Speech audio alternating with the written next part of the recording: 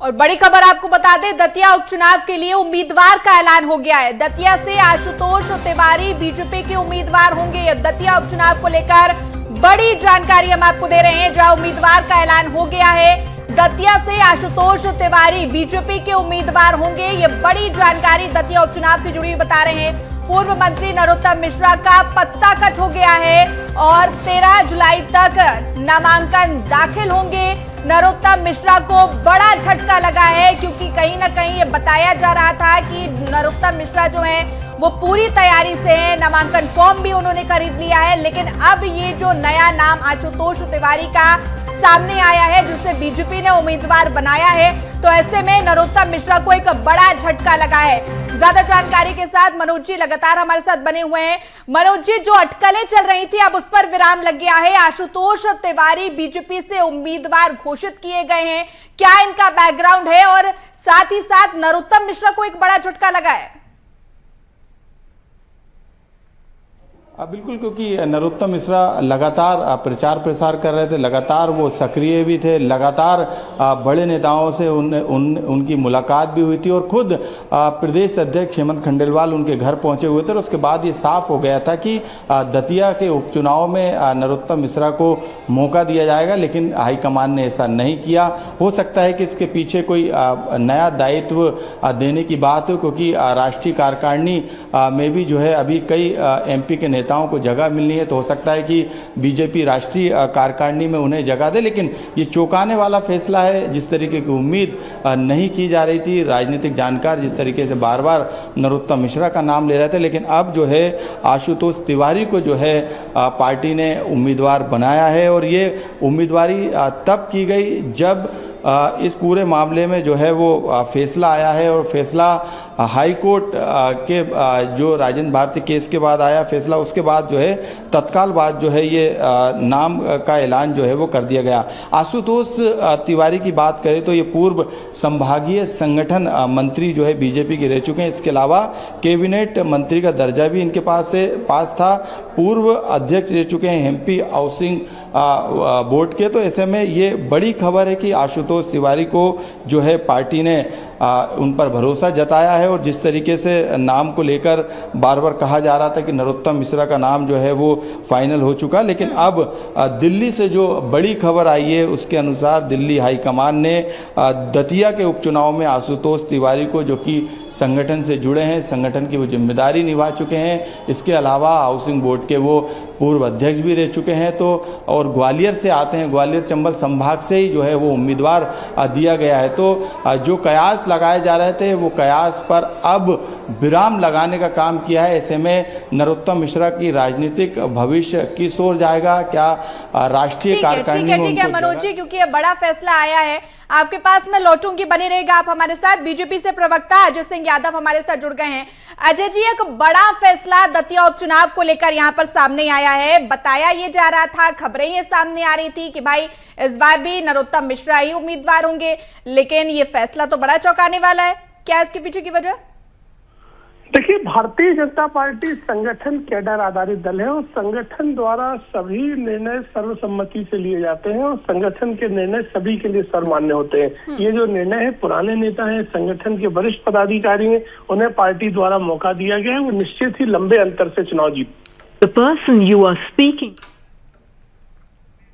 तो देखिए, अजय सिंह यादव से एक बार फिर हम जुड़ने का प्रयास करेंगे, लेकिन ये बड़ी जानकारी हम आपको दे रहे हैं दतिया उपचुनाव से जुड़ी हुई ये बड़ी जानकारी, जहां आशुतोष तिवारी बीजेपी के उम्मीदवार होंगे, जहां ये खबरें सामने आ रही थी कि पूर्व मंत्री नरोत्तम मिश्रा को कहीं ना कहीं टिकट मिल सकता है। और जैसे कि पहले हमने देखा था 2023 के चुनाव में नरोत्तम मिश्रा और राजेंद्र भारती की टक्कर रही, लेकिन राजेंद्र भारती बाजी मार गए चुनाव में। उसके बाद ये खबरें सामने आ रही थी कि भाई इस बार नरोत्तम मिश्रा को फिर से टिकट मिल सकता है।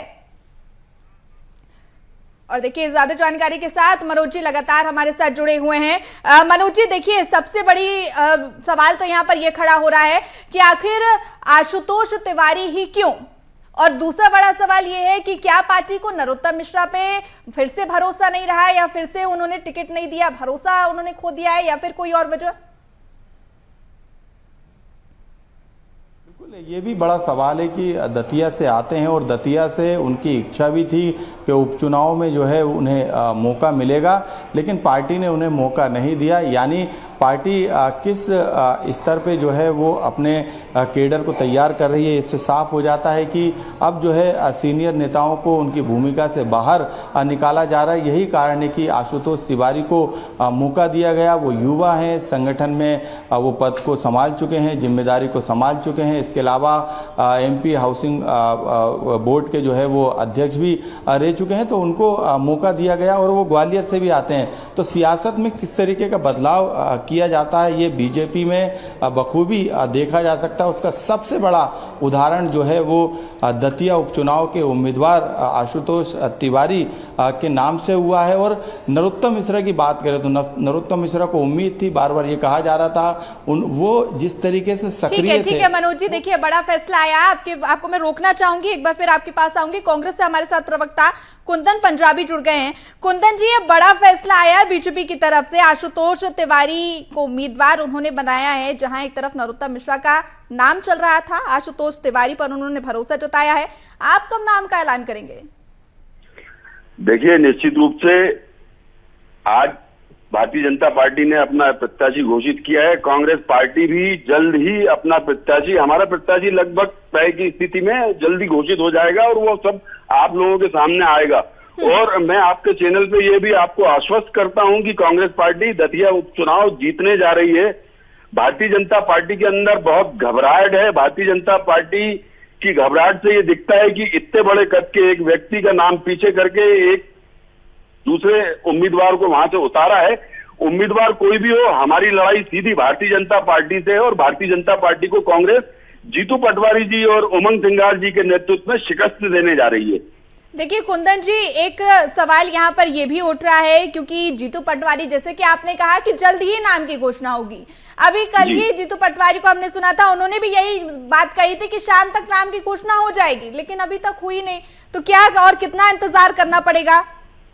देखिए, आपको बहुत ज्यादा इंतजार नहीं करना पड़ेगा। मैं आपको कह रहा हूं, हो सकता है कि आज इसकी घोषणा हो जाए, नहीं तो कल तक तो निश्चित रूप से इस बात की घोषणा हो जाएगी और हमारा उम्मीदवार सामने होगा। और जो भी उम्मीदवार होगा वो कांग्रेस का होगा और पूरी कांग्रेस पार्टी एकजुटता के साथ में उसके साथ कंधे से कंधा मिला के भारतीय जनता पार्टी को वहां पे शिकस्त देगी। ठीक है कुंदन जी, आप बने रहिएगा हमारे साथ। बीजेपी से प्रवक्ता योगेश गुप्ता जी जुड़ गए हैं। योगेश जी, लगातार नरोत्तम मिश्रा का नाम चल रहा था, अटकलें लगाई जा रही थी कि एक बार फिर से विश्वास उन पर जताया जाएगा। आशुतोष तिवारी का ये नाम सामने आया है, क्या इसके पीछे की वजह, आशुतोष तिवारी के पीछे की वजह? देखिए, आशुतोष तिवारी जी को प्रदेश नेतृत्व में, केंद्रीय नेतृत्व में अगर दतिया उपचुनाव में प्रत्याशी बनाया तो निश्चित रूप से उनको एक लंबा संगठन का अनुभव है और संगठन और सत्ता में तालमेल बनाए रखने के लिए आशुतोष जी की उम्मीदवारी तय की गई है। और जब भारतीय जनता पार्टी का कोई प्रत्याशी चुनाव मैदान में जाता है तो पूरी शिद्दत के साथ उस प्रत्याशी के पीछे पार्टी चुनाव लड़ती है। हर बूथ पर हमारा हर कार्यकर्ता पूरी मजबूती के साथ उस प्रत्याशी की जीत के लिए काम करता है और दतिया उपचुनाव में निश्चित रूप से आशुतोष तिवारी जी को बड़ी जीत मिलेगी और दतिया की जनता का दुलार और प्यार उनको मिलेगा। देखिए योगेश जी, जीत का दावा तो हर पार्टी करती है। अभी कुंदन जी कांग्रेस से हमारे साथ जुड़े हुए हैं, वो भी यही कह रहे हैं कि 100% जीत हमारी होगी। आप भी यही कह रहे हैं कि 100% जीत हमारी होगी। हालांकि वो देखना होगा कि जनता किस पर विश्वास जताती है। लेकिन एक सवाल यहाँ पर ये उठ रहा है कि डॉक्टर नरोत्तम मिश्रा, जिनका नाम चल रहा था, पार्टी ने उन पर भरोसा क्यों नहीं जताया? क्या पिछली बार जब वो चुनाव हार गए थे तो क्या भरोसा भी हार गए हैं? नहीं, देखिए, डॉक्टर नरोत्तम मिश्रा एक वरिष्ठ नेता हैं और उनकी योग्यता के अनुरूप निश्चित रूप से प्रदेश संगठन और केंद्रीय नेतृत्व में कोई उनकी भूमिका सुनिश्चित कर रखी होगी। और मैं ये मानता हूं कि उनकी योग्यता और उनके अनुभव का लाभ प्रदेश संगठन और केंद्रीय नेतृत्व अवश्य लेगा। और दतिया की जनता को बहुत कुछ नरोत्तम मिश्रा जी ने दिया और नरोत्तम मिश्रा जी को बहुत कुछ दतिया की जनता ने दिया है। दतिया के विकास के लिए नरोत्तम जी ने बहुत काम किए थे। ठीक है योगेश जी। कुंदन जी, मैं आपसे एक सवाल लेना चाहूंगी कि आप तो बोल रहे हैं कि जीत हमारी पक्की है, 100% हम भी जीतेंगे। जीतू पटवारी भी यही बोल रहे थे कि 100% हमारी जीत होगी। जीत के लिए तैयारी क्या है, प्लानिंग क्या है? देखिए, जीत की तैयारी के लिए कांग्रेस पार्टी बहुत पहले से वहां पे हमारे संगठन के लोग पहुंच चुके हैं, हमारे पर्यवेक्षक कई वहां पे पहुंच चुके हैं, कई जिलों के हमारे कार्यकर्ता वहां पे काम कर रहे हैं और मंडल सेक्टर के अंदर तक, नीचे बूथ स्तर तक हमारी जोरदार तैयारी है। और इसी वजह से वहां पे हमारे प्रदेश कांग्रेस के अध्यक्ष जीतू पटवारी जी भी अभी थोड़े दिन पहले वहां पे माननीय दिग्विजय सिंह जी के साथ में होके आए थे। और भारतीय जनता पार्टी चूंकि गुटबाजी से ग्रस्त हो चुकी है वहां पे दतिया के अंदर, उसी का परिणाम है कि नरोत्तम मिश्रा जैसे व्यक्ति का टिकट काट के एक दूसरे किसी आशुतोष तिवारी जी को दिया गया है। और वहां पे जनता के अंदर भारी आक्रोश भी है भारतीय जनता पार्टी की सरकार के प्रति, उनके भ्रष्टाचार के प्रति, घपलों घोटालों के प्रति, और चंदा दान चढ़ावा चोरी जो इस समय पूरे देश के अंदर चल रहा है। मध्य प्रदेश के अंदर भी इसी प्रकार से चंदा चोरी नलखेड़ा के अंदर भी हो गई, आभूषण चोरी हुए, तो उससे जनता बहुत उद्वेलित है और निश्चित रूप से परिणाम कांग्रेस पार्टी के पक्ष में आएंगे, क्योंकि कांग्रेस पार्टी कमर कस के वहां पे उतर चुकी है। ठीक है, आपके पास मैं लौटूंगी। हमारे साथ editor in chief Sushil Sharma ji भी जुड़ गए हैं। सुशील साहब, बहुत बड़ी एक खबर है, बीजेपी ने एक चौंकाने वाला नाम यहाँ पर आशुतोष तिवारी का सामने आया है। क्या रेस में इनका नाम चल रहा था, और आखिर क्यों जो नरोत्तम मिश्रा का नाम चल रहा था उन पर विश्वास नहीं जताया गया? देखिए, 2014 के बाद से सिर्फ चौंकाने वाली चीजें ही बीजेपी करती रही है, चाहे फिर मुख्यमंत्री की नियुक्ति हो या फिर किसी को टिकट देना हो। लेकिन मध्य प्रदेश में ये वाले टिकट को लेकर बड़ी हैरानी वाली बात है कि नरोत्तम मिश्रा जो चुनाव की तैयारियों में लग गए थे, और इस पूरे मामले में अगर देखा जाए राजेंद्र भारती का जिस तरीके से कोर्ट में फैसला हुआ, ये माना जा रहा था कि इसके पीछे नरोत्तम मिश्रा ही हैं और वो अपने आप को पुनः स्थापित करना चाहते हैं। लेकिन ये जो टिकट घोषित हुआ आशुतोष तिवारी का, इससे सबसे बड़ा झटका अगर किसी को लगा तो नरोत्तम मिश्रा को लगा। और भाजपा ने खासकर केंद्रीय नेतृत्व फिर सिद्ध कर दिया कि उसकी थाह ले पाना न राजनीतिक विश्लेषकों की बस की बात है, न भाजपा के कोई नेता बीजेपी के निर्णयों की थाह ले सकता है। तो ये बहुत महत्वपूर्ण है। ये जो नाम सामने आया है, ये नाम कहीं से कहीं तक था ही नहीं। ये वैसा ही हुआ है जैसा कि राज्यसभा चुनाव में रजनीश अग्रवाल का नाम कहीं से कहीं तक नहीं था, लेकिन जब नाम सामने आया तो रजनीश अग्रवाल। उसी तरीके से आशुतोष तिवारी हैं, पार्टी के पुराने कार्यकर्ता, संघ के स्वयंसेवक हैं, संगठन संभागीय संगठन मंत्री रहे हैं, तो स्वाभाविक रूप से ये नाम लोगों को चौंकाता। नरोत्तम मिश्रा के लिए एक बहुत बड़ा झटका है। अब नरोत्तम मिश्रा के लिए बीजेपी में कोई प्लानिंग है भी या नहीं, इस पर भी जो है बड़ी सवाल उठता है कि बिल्कुल सुशील सर, क्योंकि थोड़ा सा इंटरप्ट मैं आपको इसलिए भी करना चाहूंगी क्योंकि नरोत्तम मिश्रा का आपने जिक्र किया, और जिस नरोत्तम मिश्रा की लगातार हम चर्चा कर रहे थे, लगातार खबरें दिखा रहे थे, नामांकन फॉर्म भी उन्होंने खरीद दिया, ये बात भी सामने आई थी, अब उन पर भरोसा नहीं जताया गया, तो क्या इसको समझे हम कि 2023 में जो चुनाव था उसमें उनको हार मिल गई थी राजेंद्र भारती से, तो क्या इसीलिए वापस से उन्हें टिकट नहीं दिया गया या फिर एक बड़ी जिम्मेदारी उन्हें दी जाएगी? नहीं, देखिए, दो चीजें हैं। एक तो भाजपा इस वर्तमान दौर की भाजपा के बारे में किसी तरीके के भी अनुमान लगाना मुझे लगता है कि सबसे बड़ी गलती होगी। हम जितने अनुमान, हमसे बड़े राजनीतिक विश्लेषक भी जो है इस नाम के बारे में नहीं बता सकते थे, इवन रजनीश अग्रवाल के। जहां तक नरोत्तम मिश्रा जी के भविष्य आगे क्या होगा, सबसे बड़ी जिम्मेदारी तो अभी उन पर यह आएगी कि आशुतोष तिवारी को जिता के लाना है। बिल्कुल बिल्कुल बिल्कुल, एक बड़ी बात कही है आपने। ये जिम्मेदारी का निर्वहन करना है। ये जिम्मेदारी यदि पूर्ण होती है तो नरोत्तम मिश्रा जी के लिए आगे हो सकता है बीजेपी ने कुछ सोच रखा हो भविष्य में क्या करने वाले, लेकिन अभी दूर दूर तक मुझे ऐसी कोई संभावना नहीं दिखती है। बिल्कुल मंत्री बन नहीं सकते अब, चूंकि विधायक नहीं है, सांसद वाला अभी कोई है नहीं, 2029 तक संभावना है, प्रदेश अध्यक्ष अभी बने 1 साल हुआ है, तो ऐसी कोई संभावना नजर नहीं आती नरोत्तम मिश्रा के फ्यूचर के लिए। अब नरोत्तम मिश्रा ही तय करें कि उनको क्या करना है, पर अभी उनके ऊपर सबसे बड़ी जिम्मेदारी जो आएगी वो आएगी दतिया उपचुनाव उन्हें जितवाना पड़ेगा, उस पर लगना पड़ेगा। ये जिम्मेदारी का निर्वहन उन्हें बहुत ईमानदारी से करना होगा। जी बिल्कुल, अब देखना होगा कि आगे आने वाले समय में बीजेपी और क्या कदम उठाती है, क्योंकि एक नया नाम सामने आया है, तो और क्या उसका रोडमैप होता है वो भी देखना होगा। सुशील सर, बहुत शुक्रिया आपका हमारे साथ तमाम चर्चा के लिए। और देखिए, हमारे साथ गेस्ट लगातार जुड़े हुए हैं। योगेश जी, मैं आपके पास आ रही हूं क्योंकि 2023 में तो आपको हार का सामना करना पड़ा था, इस बार जीत के लिए क्या तैयारी कर रही है बीजेपी? देखिए, भारतीय जनता पार्टी हर चुनाव को पूरी गंभीरता के साथ न केवल लड़ती है बल्कि पूरी दृढ़ता के साथ उसका कार्यकर्ता अपनी प्रत्याशी के जीत के लिए काम करता है। और मध्य प्रदेश सरकार ने ग्वालियर, चंबल और बुंदेलखंड को लेकर जो उल्लेखनीय कार्य विगत सालों में किए हैं वो दतिया की जनता को भी मालूम है, वहाँ के किसान को भी लाभान्वित किया है, माँ बहन बेटियों को भी सशक्तिकरण किया है। और निश्चित रूप से भारतीय जनता पार्टी अपने काम के आधार पर चुनाव मैदान में जाएगी। कांग्रेस पार्टी तो अभी प्रत्याशी चयन करने में ही माथापच्ची करेगी। अंतरकलह गुटबाजी से जूझती हुई कांग्रेस, ऊपर से दिल्ली हाई कोर्ट का फैसला, 3 साल की सजा बरकरार, अपराधी प्रवृत्ति के लोगों की भरमार कांग्रेस में। तो गुंडा तत्वों से छुटकारा पाने के लिए निश्चित रूप से दतिया की जनता भारतीय जनता पार्टी को जनादेश देगी। ठीक है, कुंदन जी से जवाब ले लेते हैं। जवाब दीजिएगा कुंदन जी, जो योगेश जी ने आरोप आप पर लगाए हैं, गुटबाजी के और तमाम आरोप लगाए हैं, उसका भी जवाब दीजिएगा। लेकिन ये भी जवाब दीजिएगा कि जैसे राज्यसभा चुनाव में पहले बीजेपी ने अपने प्रत्याशी के नाम घोषित कर दिए थे, उसके बाद कांग्रेस ने घोषित किए थे, तो क्या उसी का इंतजार आप लोग कर रहे हैं?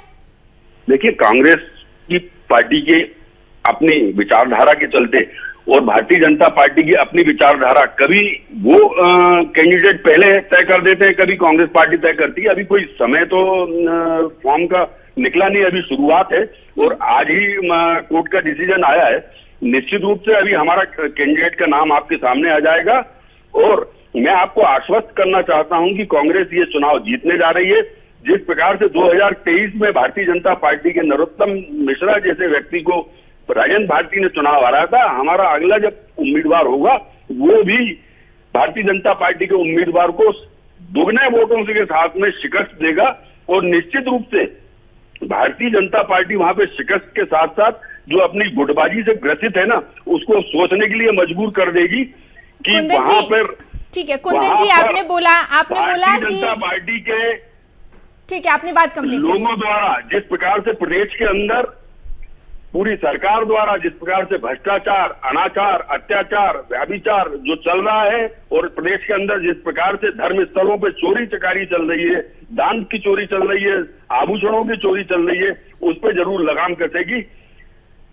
ये इस प्रदेश की जनता और दतिया की जनता तय करने जा रही है। ठीक है कुंदन जी, जैसे कि आपने बोला कि जल्द ही उम्मीदवार का नाम ऐलान कर दिया जाएगा, इंतजार हमें रहेगा। एक छोटा सा कमेंट में योगेश जी आपकी से लेना चाहूंगी, आपको ये नहीं लगता है कि आशुतोष तिवारी का जो नाम आपने ऐलान किया है रेस में कहीं से कहीं तक नहीं थे, तो ऐसे में दतिया चुनाव जीतने में मुश्किल हो सकती है? आपको छोटा सा रिएक्शन योगेश जी, समय की कमी है। देखिए, भारतीय जनता पार्टी अपने नवाचारों के लिए जानी जाती है। प्रत्याशी चयन के मामले में मीडिया द्वारा जो कयास लगाए गए थे उनको दरकिनार करते हुए एक संगठन से जुड़ा हुआ ठीक वैसा व्यक्ति। ठीक है योगेश जी, रोक रही हूँ, समय का अभाव है। अब देखना है कि आशुतोष तिवारी का नाम बीजेपी की तरफ से तो ऐलान कर दिया गया है, कांग्रेस की तरफ से कौन सा चेहरा सामने आता है और क्या और तस्वीरें सामने आती है। फिलहाल आप दोनों का हमारे से जुड़ने के लिए बहुत शुक्रिया।